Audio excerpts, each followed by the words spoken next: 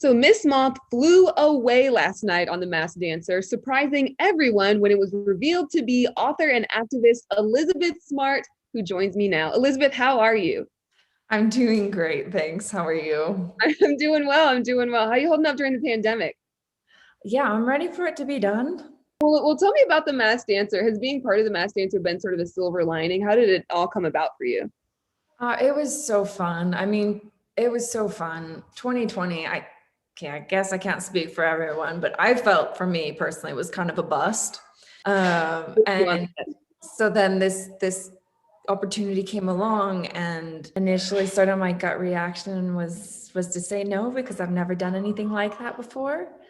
And then I lost my grandma around the same time, and she was a really big influence on my life. And she was all about, fun and living life to the fullest and passion.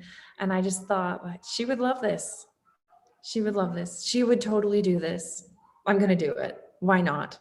Yeah. Well, I'm so sorry to hear about her loss, but that's incredible using that loss and thinking about what she would want you to do. That's beautiful. It is.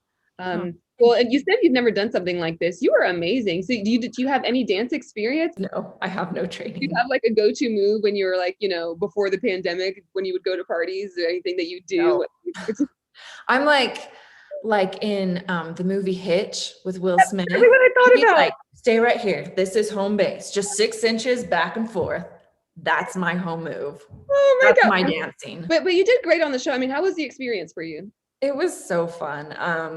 It gave me such an appreciation for everyone behind the scenes. And they genuinely wanted me to do my best and to walk away having a really positive experience. And I think maybe the saddest part of the whole show for me was saying goodbye to everyone, because they were just such kind, lovely, wonderful people. Well, yeah, because I mean, you mentioned you got unmasked last night. Did you see that coming? Were you thinking that you were going to go all the way and win it? Well, you have to build yourself up a little bit inside. I mean, how to pep talk myself into it. And yeah, when they unmasked me, there was a part of me that was like, oh darn, I tried so hard. But then I watched the other episodes and I was like, yeah, that makes sense. Well, tell me about the costume. Was it tough dancing in the costume? Oh, well, I mean, first of all, the costume was so beautiful. I had the best costume. It, Like it was pretty I incredible. had the most beautiful costume. Like it was it was stunning. Well, like I said, you did a great job, and it was cool to watch it. And I'm sad to see you leave. But I mean, even without aside from the Masked Dancer, you've been so busy. I know you're working with the Smart Foundation. What are you currently working on? So we're working on quite a few things. We have our Smart Defense program, which is self-defense for women and girls. We also have a campaign that I love so much. It's called our We Believe You campaign. It's trying to help spread awareness and education and really try to help people think twice before responding to someone who discloses abuse or their story to them. Now, aside from that, you've got Elizabeth Smart Finding Justice on mylifetime.com. Can you tell me about it and what else you're working on? Yes, so that has been, wow, it's been an experience.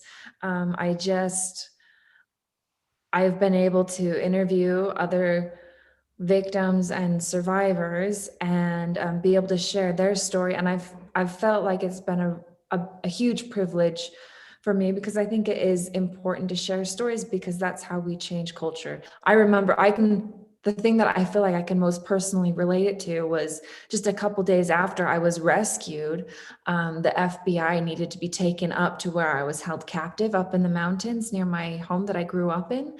And so I hiked back up there with them, and I showed them where I was held captive. And the whole time, I mean, my parents were with me and they're like, are you okay? Are you okay? Are you worried? Like, is this hard for you to come back here? And I finally said, no, I feel triumphant. I mean, nothing like what happened to me can ever happen here again. It's no longer a secret. And I hope that's how each of these survivors walk away feeling. Thank you for watching. If you want more extra, hit the subscribe button and the bell so you'll never miss a video.